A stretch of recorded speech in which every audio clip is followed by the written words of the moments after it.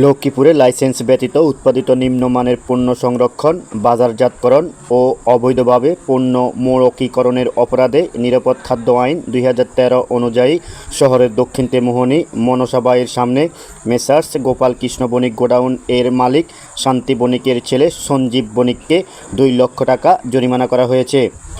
26 August মঙ্গলবার দুপুরে সদর উপজেলা সহকারী কমিশনার ভূমি ও এক্সিকিউটিভ ম্যাজিস্ট্রেট অবিদাস এই অভিযান পরিচালনা করেন। অভিযানকালে ওই সময় উপস্থিত ছিলেন জেলা নিরাপদ খাদ্য অফিসার সুমধু চক্রবর্তী, পরিদর্শক তাজুল ইসলাম সহ সেনাবাহিনীর একটি শৌকস টিম। এ বিষয়ে জানতে গোপাল কৃষ্ণ বণিকের মালিক শান্তি বণিক এর ছেলে সঞ্জীব বণিক মুঠোফোনে বারবার কল করেও বক্তব্য নেওয়া সম্ভব হয়নি। জনস্বার্থে প্রশাসনের এই অভিযান অব্যাহত থাকবে বলেও জানান তারা। আমজাদ হোসেন, বৈশাখের নিউজ, লক্ষ্মীপুর।